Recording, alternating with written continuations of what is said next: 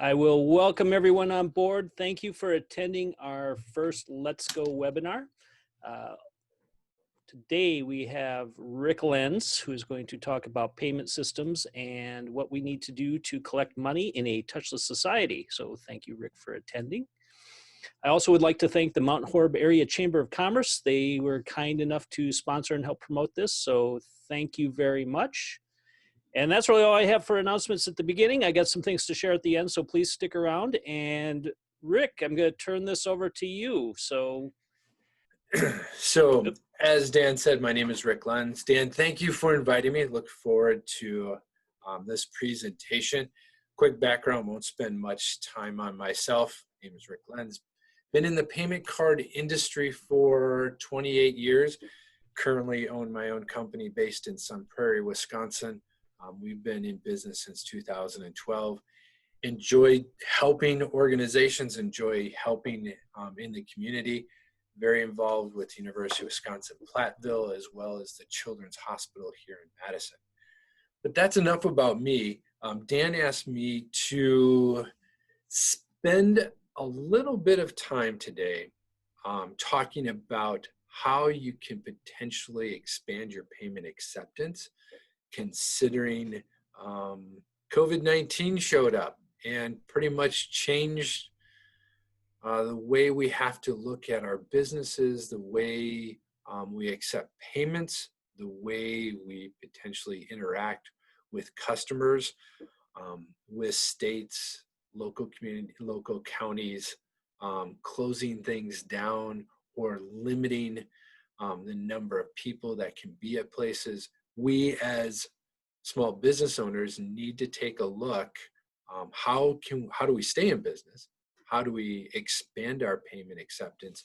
And what can we do to ensure that we put forth the best foot forward for our business as well as for our customers in how we accept payments? So when Dan and I were talking about this and going through it, a couple ideas came up. Some of these may be new, some of them may not be new. If at any point you have questions, please let us know. We can take care of those. You can also reach out to me. But where I wanted to start with this is a couple things of how we can accept payments or expand our payment acceptance, considering COVID-19 and the changes it's brought forth. First thing you may like to look at is something called a virtual terminal. Now, virtual terminals have been around for quite a while. And what they are is you sign in to a secure website, you put in your credentials and your password, and you're able to process transactions, whether that's a credit card or debit card.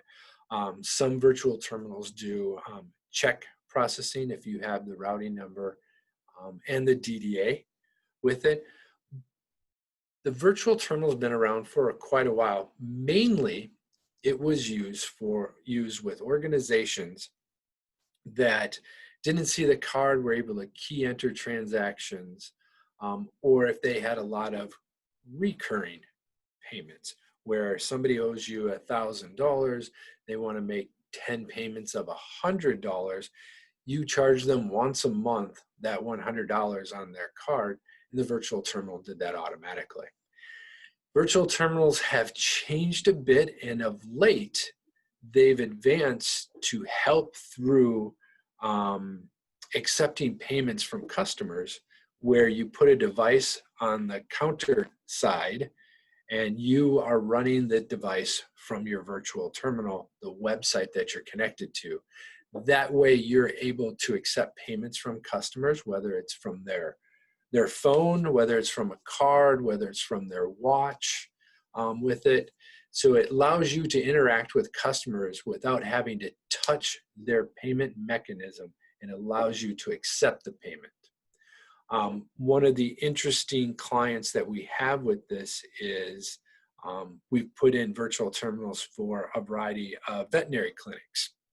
And what we've done is put a device in the exam rooms, so that when the pet is being seen, if they allow the pet owner in the exam room, they don't have to go back out to the waiting area. They make the payment right there in the exam room. It's also worked where some veterinary clinics don't allow the pet owner in, and they're able to take the device out into the parking lot and accept payment that way. So it gives them a variety of new flexibility, whereas before they may not have had that. So that's a virtual terminal. It's advanced quite a bit. One of the new payment acceptance that has taken off, and I use new in the COVID-19 arena, it's sending text messages for payments. Whereas nowadays, we can't live without this. Where I grew up, it was a rotary dial telephone on a party line. Nowadays, we carry our phones in our pockets. A lot of organizations are moving to text to pay, whereas customer calls up, orders something for pickup, curbside delivery. You send them a text because you have their cell phone number. That text has a secure link where they go enter their card information, and you get paid. They drive up, pick up their items, and away they go. Works very well for curbside, works very well in the professional service arena for plumbers, for electricians, heating and cooling, things of that nature, where you just send a text when you're done or when things are ready and you can get paid. Along the same line, we've seen email payment links. Same concept as text to pay, but what we're seeing in emails is you've performed a service, and instead of sending just an invoice and say, send me payment in 30 days, the email link allows the customer to sign in to a secure website and process the payment, which links back to you so that that payment is linked to an invoice. So what has happened is that COVID and how we interact or how we accept payments has allowed us to advance a little bit in automating what we can send to consumers in a secure way that we make sure that we're getting paid in a timely manner. Text to pay has definitely been one that we've seen take off quite a bit, especially the last 3 to 4 months. We were talking to clients prior to March. There was some interest, but now we're seeing quite a bit, and we're seeing competitors offering it. Email payment links are really beneficial, especially if you have an invoice that you can attach to that. That way it helps you, helps the consumer. And what that does is it makes sure that you're getting paid sooner rather than later. And that's what it's about, is helping control the cash flow for you in those payment mechanisms. So virtual terminals have been around for quite a while. They've advanced to allow some additional connected devices for you to accept payments. The text to pay, when you have their cell phone number, has definitely advanced and taken off for payment acceptance. And then you have the email payment links. Prior to the COVID, you probably started seeing more customer-facing solutions. Give an example, you go to a restaurant and you go up to pay. A lot of times they'll have a tablet where the person on one side of the tablet is interacting and displaying it on another tablet that you put your payment in. So a lot of customer-facing displays, which are divided so that there's no contact between you and the customer. You're behind, lack of a better term, a shield, so that the customer interacts with that display. We have seen a lot of those customer interactive displays in the restaurant arena.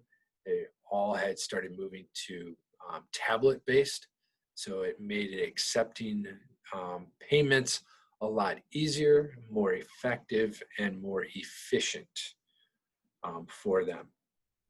Since moving on, since March, a lot of us had to reevaluate our business and take a look at what do we need to do to make it easier for our customers to drive through. Um, and how do we accept payments? How do we do that in a parking lot where you see pop-up canopies or pop-up tents, drive-through fish fries, go to a brewery, grab 3 or 4 growlers for the Friday evening. How do you accept payments that way? A lot of terminals that have now come out um, that were starting to get popular but have really taken off are smart terminals that interact and act just like you would with a tablet, where they have apps on them. And those apps can do a variety of different things, whether it's gift cards, whether it's payment, whether it's check. And they're connected to your Wi-Fi network. If you have a strong enough Wi-Fi signal that it goes out into the parking lot or wherever the drive-through is, these terminals are able to connect to your Wi-Fi network. You're able to point the device or present the device, not point, present the device to the customer that's driving through.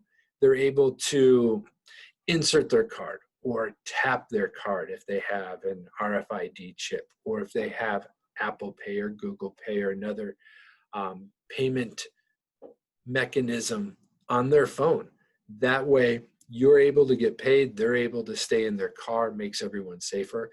If you don't have Wi-Fi access out into the parking lot, a lot of these terminals have cellular capabilities where we put in the chip for cellular and connect it to the cellular network, and you're able to process in a secure manner. While some people may not believe that it is secure, definitely all these devices are encrypted, and all of them process payments in a secure manner and do not store card data once the transaction is processed out. Some even have the ability to do the encryption right there. So as soon as the card information is entered, it's encrypted before it's sent over the network. One of the other items that has started to show up in payment acceptance is a mobile app. Applications that you put, or apps that you have on your phone, whether it's a WooCommerce app or an authorized.net or Square or Pay Anywhere. These apps allow you to take your phone and turn it into a payment mechanism.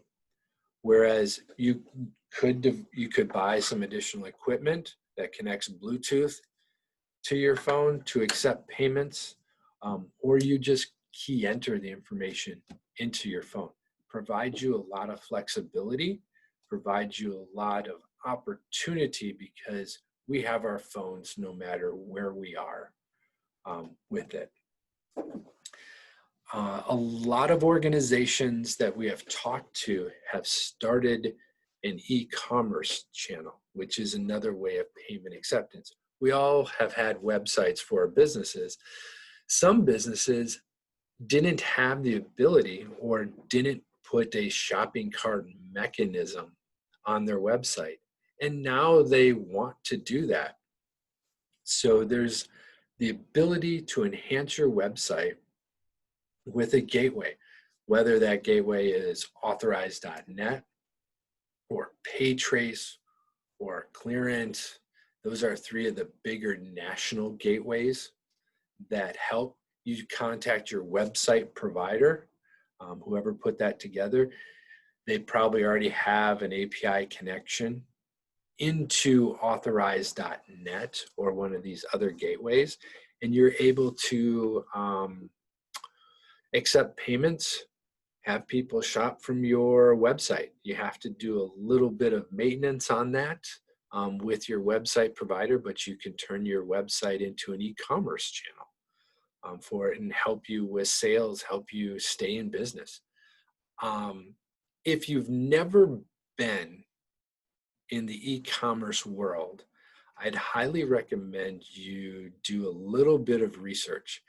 E-commerce is a little bit of a different animal than someone coming in to your store or to your orchard or so forth to make a payment. When you get into the e-commerce world, you want to do a little bit of additional checking, address verification on a card, where things are being shipped to, or if they're being picked up, things of that nature. So e-commerce provides a great opportunity to expand our payment acceptance, but it also has a few things that you need to be aware of related to making sure that who's ever presenting the card is actually that person's card, and that the merchandise or the service that they're purchasing is actually for them or for somebody that they're buying it for. Leads us to the last point. When you look at expanding your payment options, talk to providers or gain information about Omni Payment solutions. And what that means is, how do we take all these different opportunities and advances, and which ones work together and which ones should we implement that are best for your business? That is what an omni-channel. Should I put e-commerce? Should I also do text to pay? Do I need drive-through terminals? How do all of those work together so that you have very good reporting, so that you receive all your funds, so that you can balance and settle and reconcile everything for your books? You don't want it's up to you. You may want an organization that can provide you all those different connections for your expanded payment acceptance, and that they can consolidate the pricing for you. So it's really important, as you look at how do you expand your acceptance, what are some of the new ways of accepting payments, to work together to make sure that it's very easy to implement, it's also seamless, and that they provide the training, the service, and support for you.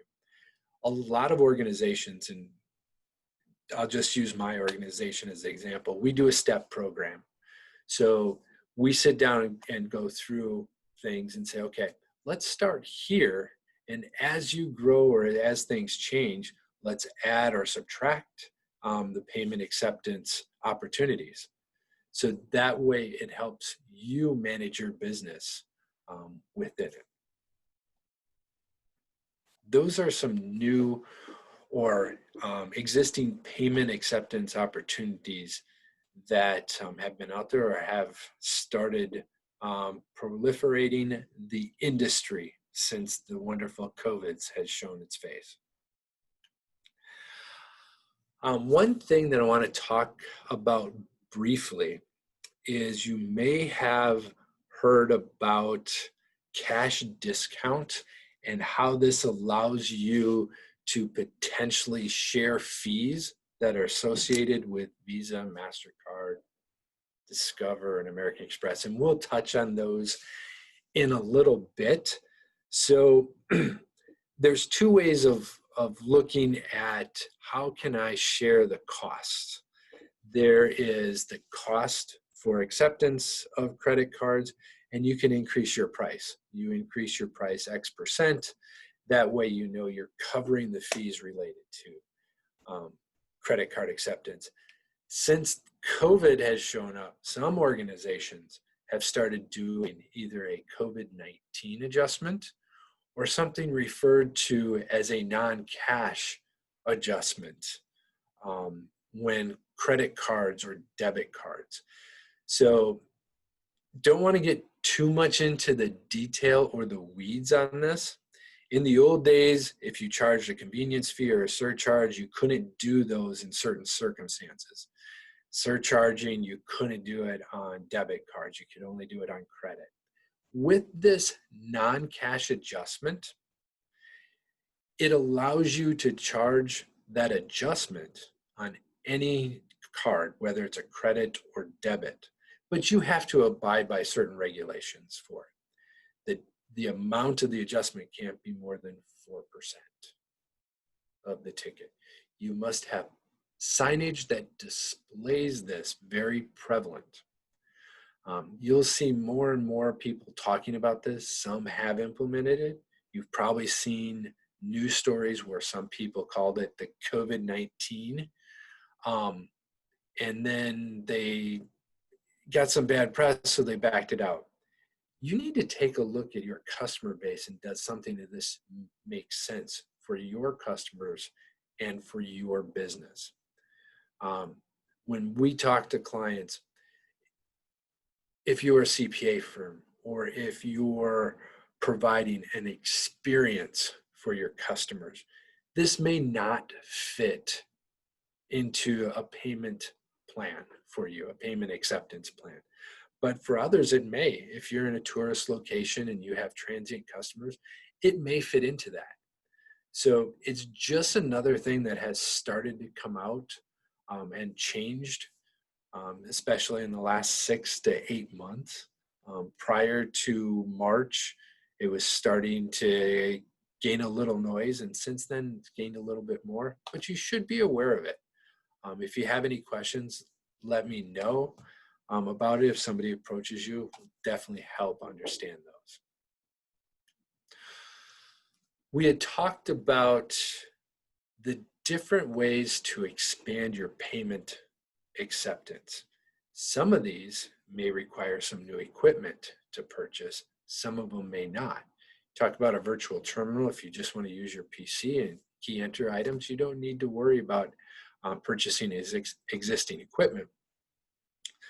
Please be aware when you're talking to people about equipment, most of these devices, they're going to cost $400, $800, and the $800 may get into the $850 range, especially in the cellular arena. These devices don't cost thousands of dollars. And we see this quite often where organizations start leasing equipment. Please take a look at the lease. It may seem really, really nice. I only have to pay $60 for this equipment, but over the course of 48 months, you're going to pay thousands of dollars. And I put one example of a client that signed with us recently.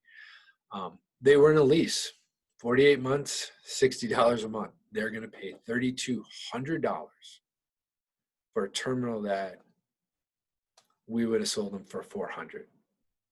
So when you're looking at equipment, leasing may sound really nice, but in the end, it's going to cost quite a bit more, and those leases are hard to get out of. We talked earlier about a virtual terminal. Virtual terminals are really nice, and they've helped immensely through this time. Please remember that a virtual terminal, while you may not need equipment, there is a monthly fee that's associated with those. And the monthly fees can range. For just a standard virtual terminal where you go to a secure website, you put in your credentials, you're going to pay around $20 a month. Could be down 15, could be 25, somewhere in there. As you add, whether it's a recurring payment or a shopping cart or other services within that, the provider will increase that monthly fee because you're adding services. It's like an a la carte service. You pick and choose what you would like for it. So please be aware that there are monthly fees. They can range around $20 for the standard, and as you add services to it, could increase. We talked about utilizing our phones for payment.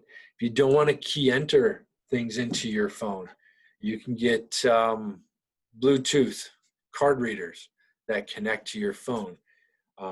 You can either swipe the card, you can key enter the card. It accepts the tap. It also accepts Apple Pay on them. They're called chippers. I don't know who came up with that name, but hopefully they change it someday. But you have the ability to purchase the chippers. Work really, really well with Authorize.net, which is one of the largest gateways and virtual terminals out there, as well as CyberSource and PayTrace. So just a few things to think about when you're looking. Do you want to purchase equipment? What should the cost be? Highly recommend that you do not get into a lease for that. Dan and I talked, and he wanted me to briefly touch on credit card fees. So we're about 25 or 26 minutes into this. So I won't spend a lot of time on fees, but really the fees are broken into two categories. First category, the association and network fees. Kind of like death and taxes. You can't get away from them. Those fees that are charged by Visa, MasterCard, Discover, and American Express, they should make up, or they do make up, 80 to 90% of what you would pay in fees. Because Visa and MasterCard and those guys lost a lawsuit quite a few years ago, they have to publish the rates. So you're able to take a look at what those rates are if you just go to visa.com or mastercard.com, look up interchange or assessments, and you'll see those rates. One thing you should be aware of is everyone pays the same rates. No one gets a break in interchange. They're all treated the same, whether you're the largest retail establishment in the world or largest e-commerce in the United States. You pay the same as a local organization in Mount Horeb, whether you're largest healthcare provider or one based in southwestern Wisconsin. Those rates are all the same. The second set of fees in the category are what processors charge. These fees make up, 10 to 20% of what you would pay. The biggest part of those fees is what's referred to as discount. It is a legacy terminology of what discount is, and that's just the percentage that is charged by the processor on your sales. Think of it as they are providing you a loan as they are giving you a deposit, and they're not collecting their fees for the most part unless they send you a monthly statement. Most charge on a monthly basis. They charge you authorization items. There will be some monthly fees or statement. And then thanks to the great regulatory issues that we deal with, they'll have regulatory fees, whether it's for the IRS in the reporting, or whether it's for the payment card industry, the securitization of cards. There would be fees related to that. So in the end, association and network fees are like death and taxes. They're all the same. Processing and sponsorship fees are the ones that you're able to negotiate and talk about, or talk with your provider about. Continuing on the fee, there's the good, the bad, and the ugly. We'll start with the good. The best pricing strategy would be what's called an interchange plus. That means you're getting all the fees from Visa, MasterCard, Discover, Amex, all at pass-through, so that you're getting the best possible rate. Negotiating your sponsorship fees, make sure that all those fees are only taken on a monthly basis.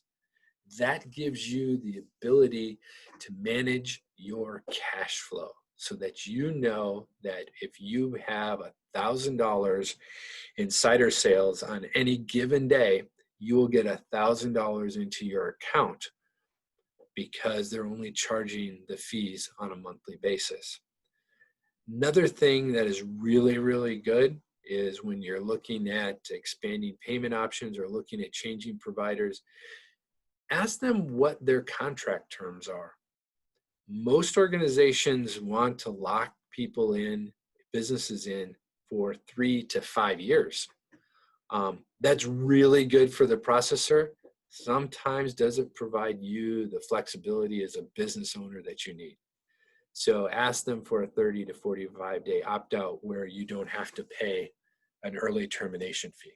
That's the good way, and that's a very condensed version of the good pricing. The bad and the ugly, flat rate. I get a single percentage rate. And that's really, really good because I know that every month or every transaction, 4% is coming out and I can balance my books. That's really good for the processor, may not be really good for you as a business owner. They're taking a high percentage because they need to make sure that their percentage is so high that they cover all the different interchange rates from Visa and MasterCard, as well as all the additional fees, the monthly fees, and the per item. So they need to make sure that their rates are high enough to cover those. While it seems like a great program, in the end, you'll end up paying more. Don't get me wrong, Square, Stripe, PayPal do a very good job of putting things together, but their pricing is also high with it. Helps with small businesses. I shouldn't say small, micro business, but the rates are really high. The next pricing program that you may like to be aware of and stay away from is tiered pricing. And what this is you'll have 3 different tiers. You have a qualified tier. You'll have a mid and a non. Usually the qualified tier is only debit cards. The mid qualify is only credit cards. Everything else, whether it's a rewards card, which most people carry, or a business card, everything else gets dumped into non-qualified. So unless you have people or businesses that are using only debit, the tiered program is not an effective solution or an effective cost-saving mechanism for you. The other thing is, as a small business, cash flow is very important. You want where you get $1,000 for your cider sales, you get $1,000 into your checking account. The ugly pricing is where they take the fees every day from you. So let's just utilize an organization that takes 4% of your daily sales. Instead of getting $1,000, you're only getting, what is that, $992 into your account. That makes it hard to reconcile. Plus, you're not getting the value of using your money for that. So daily pricing, please stay away from that. Talk to them about hidden agreement fees, what fees they can hide in there.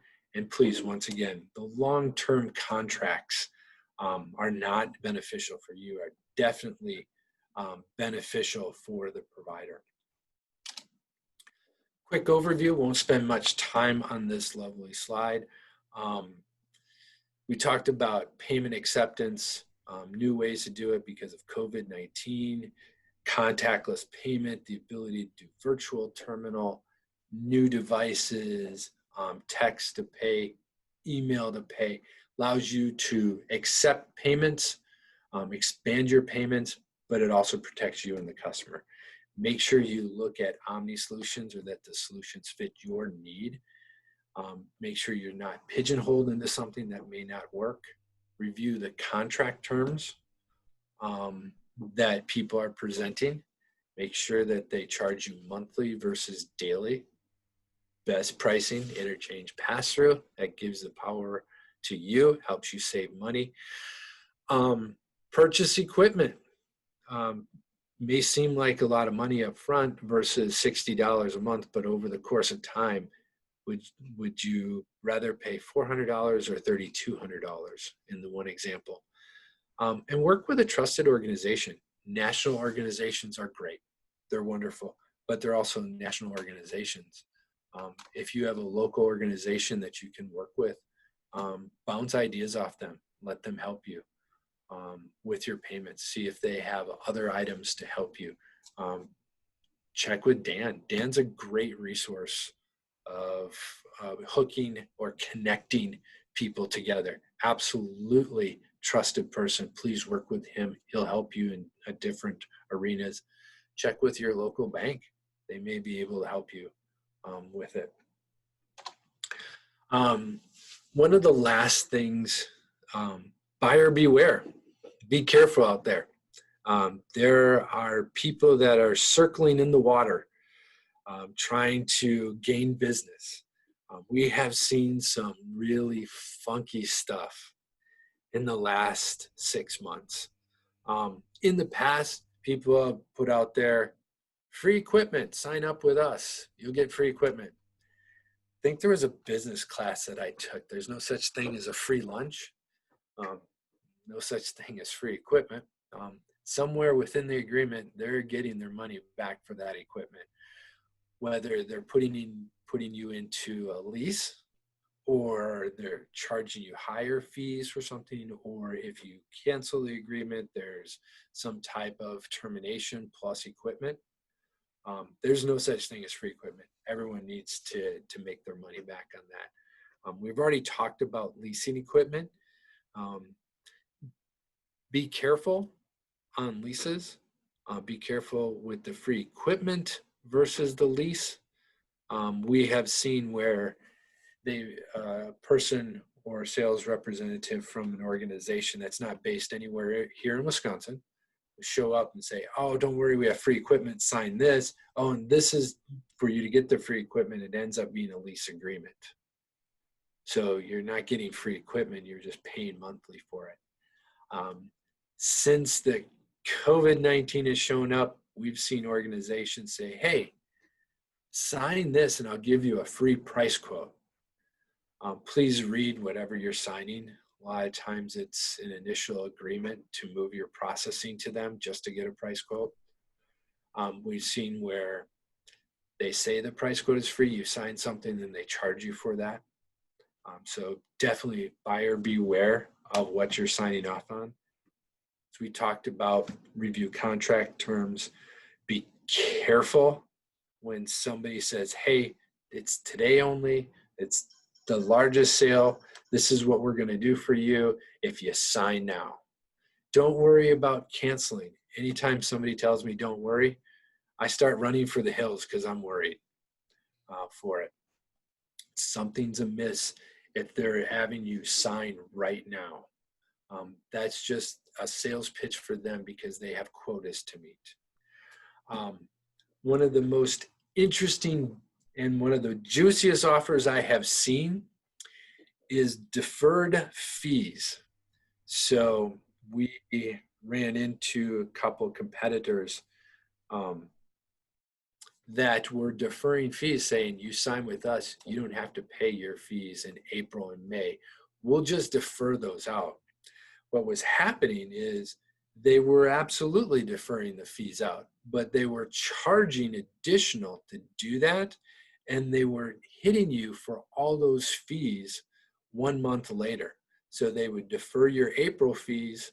You wouldn't have to pay those till June, but you had to pay higher rates and you had to pay a penalty for that. We have clients in 43 states. We didn't see that here, but we have seen that out there. Please be aware, they're not waiving your fees. When they say they're deferring them, they're right, they're deferring them, but they're going to charge you more for it. You're going to pay a lot more in the end. Wholesale pricing, people that tell you they can secure lower rates than Visa and MasterCard, no one can. As we talked about, they're just like death and taxes. Everyone pays the same. Be careful of hidden contract and cancellation fees in the fine print. We have seen some things where the sales rep has told a client that don't worry about cancellation fees, it's good faith on all of our part, just sign with us. In the end, the merchant came to us and said, hey, how do I get out of this? They were locked in pretty well from other organizations. So be careful with cancellation fees.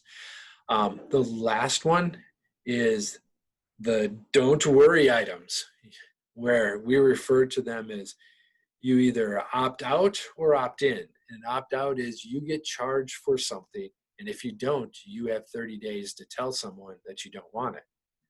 We're all very busy. We're all trying to run our business and stay afloat and do everything. Sometimes we forget to opt out in that 30 days. It's better for opt-in items, where if you want something, you're opting in to pay for it. So those are some of the offers that we've seen out there. Please be aware of those. Ask the questions when somebody's approaching you. Ask the questions about expanding your payment acceptance, what that would cost, how that all works together in their system.